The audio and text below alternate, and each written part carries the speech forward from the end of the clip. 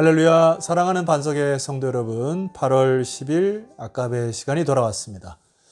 오랜만에 여러분 온라인으로 만나 뵙게 되어서 반갑습니다. 내일 아침 전국의 카눈의 태풍의 영향으로 인하여서 여러분이 새벽 기도에 오가는 안전사고 문제 때문에 참 고려하여서 온라인으로 하기로 결정을 하였습니다. 이 방송을 듣는 모든 분들 안전하게 실내에서 잘 머물러 주시길 바라겠고요. 또한 내일 초등부 수련회를 떠나게 되는데 일단 새벽에 이제 집중적인 강풍이 있게 되고 아마 조금 소강 상태로 돌아설 확률이 높습니다. 초등부 수련회를 위해서 여러분 기도해 주시면 감사하겠습니다. 오늘의 말씀은 예레미야 17장 19절에서 27절까지의 말씀입니다. 제목은 거룩히 할지어다 라고 하는 이 제목으로 말씀을 증거하겠습니다. 여러분, 우리는 하나님은 우리가 경외할 대상입니다. 그래서 어제도 말씀드렸지만은 경외라고 하는 단어는 히브리 단어의 야레라고 하는 단어로서 우리가 공경하다, 경외하다 이런 단어로 쓰지만은 아래 자막에 보면은 예레미야 2장 19절 어제 말씀드렸던 말씀을 보게 되면 내 속에 나를 경외함이 없는 악이요 이렇게 기록되어 있는데 여기에 경외는 야레라는 단어가 아니라 파으다라고 하는 단어로서 이거는 두려워하다라는 의미가 더 큽니다. 그러니까 하나님의 크심과 위엄 앞에서 우리는 공포감마저 가져야 할 대상이라고 하는 것입니다. 왜냐하면 우리는 역사를 통해서도 보면 알 수 있듯이 하나님의 주권에 의하여서 하나님이 한 번 정하시면 한 나라든 한 민족이든 망하게도 하시고 부하게도 하시는 놀라운 크고 위엄이신 하나님이시기 때문에 우리는 그 하나님을 두려워해야 할 대상이기도 한 것입니다. 자, 그러니 우리가 정말 관심을 가지고 살아야 될 것은 무엇인고 하니 하나님이 무엇을 원하시고 또 창조주께서 무엇에 가치 있게 여기시는가, 이게 너무나 중요하다는 얘기죠. 하나님 편에서는 우리 인간이 생각하는 것이 하등 때로 가치 없는 일이 있을 수가 있습니다. 내가 생각하기에 내가 귀중하고 가치 있게 여기는 것에 자꾸 마음이 빼앗기지 않도록 조심하셔야 합니다. 그래서 하나님은 예레미야를 통하여 특단의 조치를 취하시는데 오늘 이 특단의 조치는 그렇게 어려운 부분도 아닙니다. 자, 한번 우리 같이 읽어보실까요? 19절 이하입니다. 여호와께서 내게 이와 같이 말씀하시되 너는 가서 유다 왕들이 출입하는 평민의 문과 예루살렘 모든 문에 서서 20절 무리에게 이르기를 이 문으로 들어오는 유다 왕들과 유다 모든 백성과 예루살렘 모든 주민인 너희는 여호와의 말씀을 들을지어다. 우리가 인생을 살아가면서 수많은 문을 들락날락 거리기도 합니다. 그런데 오늘 예레미야를 통하여서 너는 가서 유다 왕들이 출입하는 평민의 문과 예루살렘 모든 문에 서라. 예루살렘 성문으로 들어가는 일들을 유심히 살펴라. 이렇게 얘기하시는 것이죠. 그리고 거기에서 말씀을 선포하라 이렇게 말씀하십니다.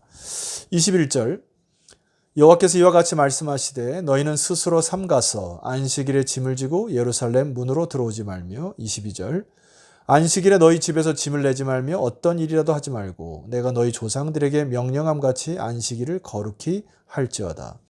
하나님은 명령하시기를 안식일을 거룩하게 하라고 하는 특단의 조치와 명령을 취하십니다.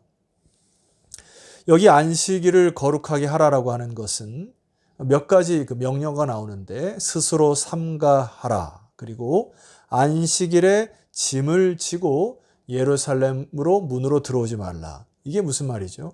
안식일조차도 하나님께서 제정하신 법을 어기고 개인의 성공을 위하여 개인이 유익을 위하여 일을 하려고 짐을 지고 예루살렘으로 들어오지 말아라. 자, 이것은 이사야 선지자에게도 하신 말씀인데 이것은 거룩한 날을 지킴에 대한 강조가 있습니다. 이사야 58장 13절 말씀 보면은 만일 안식일에 내 발을 금하여 내 성일에 오락을 행하지 아니하고 안식일을 일컬어 즐거운 날이라 여호와의 성일을 존귀한 날이라 하여 이를 존귀하게 여기고 내 길로 행하지 아니하며 내 오락을 구하지 아니하며 사사로운 말을 하지 아니하면 하고 이제 조건에 대한 말씀을 하시죠. 조금 더 자세히 풀어드리도록 하겠습니다. 첫 번째는 내 발을 금하며 라고 하는 금하다라고 하는 단어는 여러분에게 슈브라고 하는 단어 일전에 말씀드린 기억이 납니다만은 이것은 돌이키다. turn back, 유턴을 해서 다시 돌이켜야 한다. 세상적으로 그렇게 힘쓰고 유익을 위해서 돌아다녔던 바를 잠시 금하고 돌이켜라. 이런 말씀이고요. 내 성일에 오락을 행하지 아니하고 너 즐거운 일만 하지 말고, 하나님은 그날을 성일이라, 이게 카도시라고 하는 단어인데 거룩한 날이라 말씀을 하신 것입니다. 그날은 나의 날이라 또 말씀하세요. 그래서 너는 성일을 존귀한 날이라 칭하기를 바란다. 이 존귀한 날로 여기길 바란다고 하는 단어, 여기에 존귀라고 하는 단어는 카바드라고 하는 단어로서 존경히 여기다, 무겁게 하다. 그러니까 가장 무겁게 여기는 날로 여겨라, 이 말씀이시죠. 그렇다면은 이사야를 통해서 주는 그 메시지는 14절입니다. 네가 여호와 안에서 즐거움을 얻을 것이니라. 내가 너를 땅의 높은 곳에 올리고 내 조상 야곱의 기업으로 기르리라. 여호와의 입의 말씀이니라. 주님의 약속이 무엇이죠?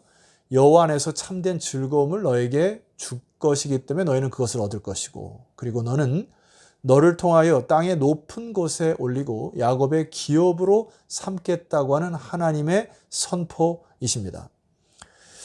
그런데 문제는 우리는 이 말씀을 잘 믿지 않습니다.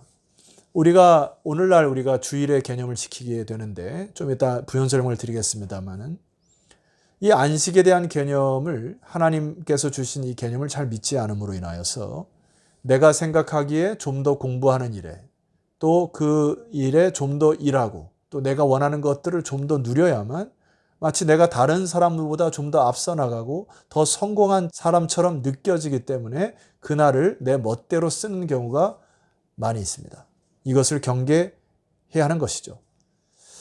자, 오늘 이 예레미야를 통해서도 우리에게 말씀하는 경고의 메시지가 이와 같습니다. 23절, 그들은 순종하지 아니하며 귀를 기울이지 아니하며 그 목을 곧게 하여 듣지 아니하며 교훈을 받지 아니하였느니라. 인간의 이 우매함이 내가 생각하는 단편의 지식과 생각으로 하나님의 말씀을 잘 듣지 않고 준행하지 않기 때문에 큰 일이 일어날 수도 있고, 또 인간이 참된 즐거움을 누리지 못하고 또 야곱의 기업으로 잊지 못하는 참 우매한 인생을 살게 된다고 하는 결론에 이릅니다. 자, 그렇지만 하나님은 또 약속을 하시죠. 24절 이하에 보시게 되니까, 여호와의 말씀이니라. 너희가 만일 삼가 나를 순종하여 안식일에 짐을 지고 이 성문으로 들어오지 아니하며 안식일을 거룩히 하여 어떤 일이라도 하지 아니하면, 25절입니다. 다윗의 왕위에 앉아 있는 왕들과 고관들이 병거와 말을 타고 이 성문으로 들어오되 그들과 유다 모든 백성과 예루살렘 주민들이 함께 그리할 것이요 이 성은 영원히 있을 것이며. 이게 무슨 축복입니까? 우리가 그토록 원하던 정치적 안정을 하나님께서 주시겠다 약속하셨습니다. 지금 우리 한국의 정치 상황은, 그리고 세계 정치에 대한 부분은 굉장히 불안정하게 느껴집니다. 그리고 우리의 한국의 이 정치적인 현황은 너무나 우리가 기도할 제목이 많이 있는 것을 여러분이 아실 것입니다. 어쩌면 이것은 한국 교회 기도원의 기도 소리가 줄어들고 한국 교회 성도들이 점차 기도의 힘을 잃어가고 또 예배에 참석하는 일이나 하나님을 경외하는 일이 점점 힘을 잃어가기에 반등으로 정치적 위기감이 나타나지 않았나. 여러분 그렇게 생각할 수 있다 생각합니다. 자, 두 번째, 하나님께서는 경제적인 축복도 허락하신다고 말씀하십니다. 26절 이하에 보시게 되면은, 사람들이 유다 성읍들과 예루살렘에 둘린 곳들과 베냐민 땅과 평지와 산지와 네겝으로부터 와서 번제와 희생과 소제와 유향과 감사 제물을 여호와의 성전에 가져오려니와.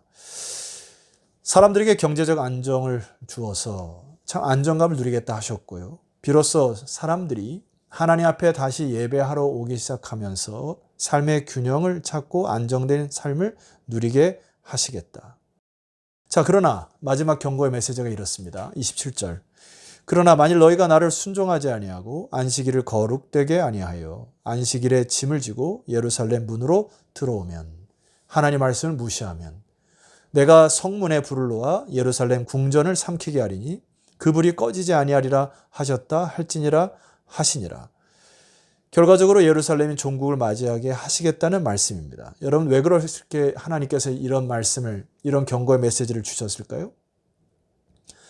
안식일을 어긴다고 하는 것은 하나님을 경외하지 않는다는 이야기고, 결과적으로 이 예레미야 당시에 하나님보다는 열광을 의지하겠다고 하는 결단이죠. 그래서 어제 살펴보았던 것처럼 애굽을 의지하거나 아수르를 의지하겠다고 하는, 그것으로 해결해 보겠다고 하는 인간이 자기 힘을 의지하며 살고 하나님이 필요 없다 생각하는 결과로 하나님이 그 예루살렘 궁전을 삼키게 하여 그 불이 꺼지지 않게 하시겠다고 하는 경고의 메시지를 주셨습니다. 여러분, 오늘 이 안식에 대한 개념, 안식일에 대한 개념을 마지막 조금 더 살펴보고 말씀을 좀 마감할까 합니다. 안식일에 대한 개념은 오늘날 우리 신약에 사는 성도들에게 있어서는 안식 후 첫날인 부활의 아침에 대한 의미가 더 짙습니다. 그래서 사도행전에 보면 초대교회 성도들이 안식 후 첫날인 주일에 하나님 앞에 이 안식에 대한 개념을 지켜나갔던 것들이 우리에게 뿌리가 됨을 여러분이 잘 아시지 않습니까? 자, 오늘 이 주일에 대한 개념은 안식일에 대한 개념을 뛰어넘습니다. 그것은 바로 인류의 영원한 숙제요, 영원한 저주였던 죽음을 이기셨던 예수 그리스도, 십자가를 묵상하고 이제 부활의 첫 아침을 맞이함으로 우리에게 죽음을 이기고 부활하신 주님을 통하여서 우리에게는 참된 소망과 또 감사로 지내는 날이 되었던 것이죠. 아멘이시죠? 그래서 우리는 이제 부활의 산 증인으로 살아가는 참된 헌신을 다짐하는 기쁜 날이 바로 주일인 것입니다. 따라서 이 개념을 조금 더 우리가 깊이 묵상해 보면 마가복음 2장에 보면은 안식일에 그들의 제자들이 밀 이삭을 자르는 것을 보고 바리새인들이 이렇게 질문하지요. 예수여, 어찌하여 당신의 제자들이 안식일에 하지 못할 일을 합니까? 이렇게 질문을 하죠. 바리새인들이 가지고 있는 안식이라는 개념은, 이 안식에 대한 개념은 왜 일을 하면 안 되는지에 대한 그 안식에 대한 참된 의미보다는 거기에서 일을 하지 않아야 되는, 일을 하면 안 되는 규칙을 세워서 자기들이 편하자고 만들어 놓은 그 규약에 갇혀 지내는 종교 활동 정도의 수준밖에 되지 않은 것입니다. 이것이 신앙의 형식화가 된 것이에요. 그런 의미로 볼 때 우리가 안식에 대한 것을 다시 생각해 보아야 합니다. 주님이 이렇게 마가복음 2장 27절에 말씀하셨습니다. 안식일이 사람을 위하여 있는 것이지 사람이 안식을 위하여 있는 것이 아니다. 안식의 주체는 바로 사람이 누려야 하는 것이라고 하는 것입니다. 사람이 이 땅을 태어날 때 일만 하면서 사는 존재가 아니라는 것이에요. 그래서 주님께서는 안식일에 대한 개념을 바꾸셔서 안식일의 쉼을 통하여서 그때 당시에 거기에 거하는 거류민, 종, 외국인도 할 것 없이 다 쉬게 하는 파격적인 법을 허락하셨습니다. 그 이유는 사람이 일을 안 해야 하나님이 주신 참된 쉼을 누릴 수 있는 첫 번째 단계에 불과한 것입니다. 자, 그러면서 예수님이 이렇게 마침표를 찍으시죠. 인자는 안식일에도 주인이니라. 여러분, 하나님이 안식을 주시는 주체이시라는 것이죠. 그래서 그 안에서 우리는 쉼을 누리고 진정한 안식을 누릴 수 있다는 얘기인 것입니다. 여러분, 여기 안식이라고 하는 단어는 아마도 쉼이라고 하는 단어로 여러분이 생각하기가 쉬울 것입니다. 단순하게. 그러나 이 안식은 사바스라고 하는 이 단어로서 샬롬과 유의어, 동의한 단어입니다. 바로 안식하라는 것은 쉼을 뛰어넘어서 질서를 회복하고 균형을 회복하는 것, 본래의 맛을, 고유의 맛을 회복한다는 의미가 있습니다. 그러니까 예수님의 이 말씀을 다른 의미로 재해석을 하게 되면 인자는 안식의 근원지라고 해석할 수가 있습니다. 다른 것으로는 참된 평안과 쉼을 누릴 수 없다는 결론에 이르는 것이죠. 예수님은 십자가상에서 다 이루셨다고 하셨습니다. 여러분, 이 마침표의 의미는 무엇일까요? 그것은 우리 인간에게 닥치는 많은 어려움과 고통과 절망과 과거의 수치심과 그리고 현실에 대한 고통, 미래에 대한 불안함, 그리고 알 수 없는 고통의 문제까지도 예수님께서 십자가의 방식으로 모든 것을 다 이루셔서, 즉 마침표를 찍으셔서 우리가 쉼을 누릴 수 없는 상태일지라도 예수님께서 인자가 안식일의 근원지와 같은 것이므로 참된 안식을 줄 수 있다라고 하는 확언의 메시지가 다 이루셨다라고 하는 이야기입니다. 여러분, 오늘날 우리는 이 세상을 바라보면서 참된 안식의 주인이신 예수 그리스도를 묵상하고 또 주일날 부활하신 예수님께 나와 함께 찬양하고 이 세대를 향하여 중보하고 기도하기 시작할 때 주님이 원하시는 나라, 그리고 여러분이 진정한 참된 쉼을 누리는 아버지 하나님의 나라가 도래하는 놀라운 그런 나라의 주인공으로 여러분 살아가시기를 주 이름으로 축원합니다. 기도드리시겠습니다. 하나님 아버지, 감사합니다. 비록 우리가 이 태풍으로 인하여서 함께 모여서 기도하지 못하지만은, 그러나 각자의 삶에 흩어져서 이 나라를 위하여 중보하고 교회가 다시 부흥하고 회복하는 것을 위하여 기도하게 하시니 감사합니다. 삶의 수많은 고난과 역경 속에서도 우리의 안식일의 주인 되신 주님만을 바라보며 진정한 쉼과 안식을 누리는 주의 백성들 다 되게 하여 주옵소서. 예수 그리스도 이름으로 기도드렸사옵나이다. 아멘. 자, 여러분 수고하셨고요. 오늘 중으로 금요일 아침을 어떻게 할지를 여러분이 다시 좀 문자로 드릴 텐데, 가급적 모여서 우리 찬송 드리고 예배하는 것 즐거우시죠? 문자로 또 여러분하고요, 현장이나 온라인상으로 다시 찾아뵙도록 하겠습니다. 내일 뵙겠습니다.